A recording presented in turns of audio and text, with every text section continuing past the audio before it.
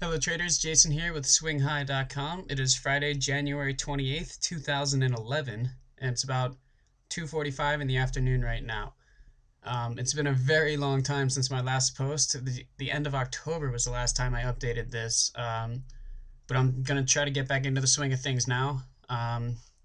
So let's start with the S&P 500. This is SPY, SPY, which is the S&P 500 tracking ETF. Recently, since August, we've had a nice uptrend going, but it's formed a rising wedge. Not the strongest rising wedge, but it is a rising wedge nonetheless. And right now, depending on how you draw this lower line, we are testing the lower part. So it looks like we could break down out of this rising wedge, possibly into the close today or starting early next week. If we do that, look for a test of this 122.50 area again. That was a major swing. And if we can't hold that, if it breaks down below that, we could have a new downtrend in the making.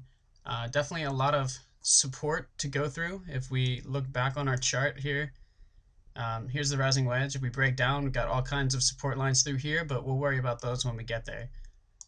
I also want to focus on a couple stocks real quick.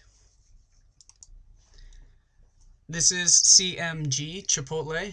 One of the things I'm seeing with CMG is that it had relative strength for most of the year, most of its run actually.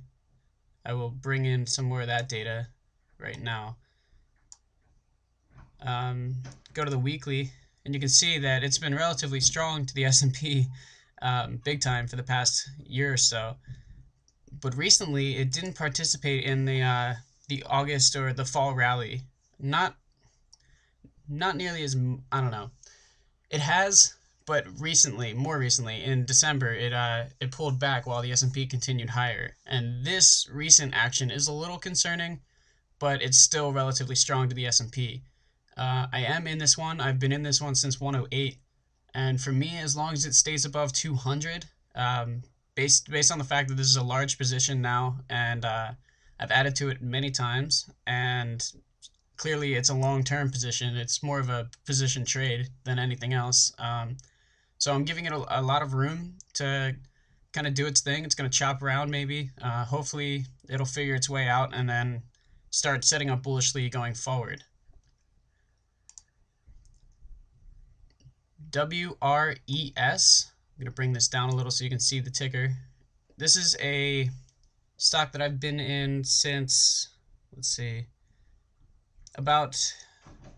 yes, right here. On this breakout of this slight falling wedge formation, or maybe even a bull flag. It was very nice volume on that day, broke out. I entered on the breakout. It rode up a little bit, came back and tested that area.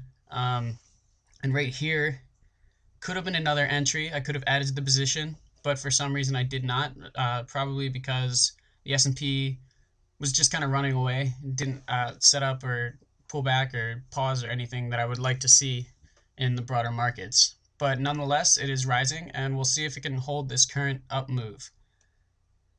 And right now, this could be considered a pullback buy situation, but with the S&P breaking down, I'm not going to add to that position yet.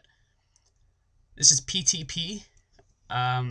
Definitely another strong stock that I've been in for a couple months now. Recently, after this run, I think I got in back on one of these breakouts.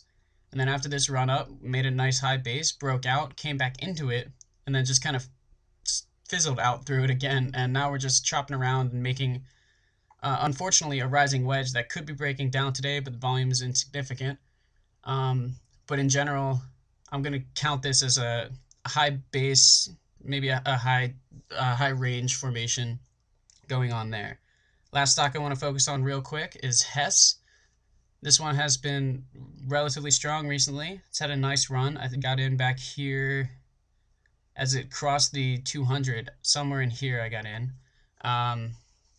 Admittedly, I should know that a little better, but I've been taking too much of a break from trading, and now I'm trying to get back into it. Anyway, Hess is in a nice up range and continuing to stay in that range on a day where the broad markets are weak.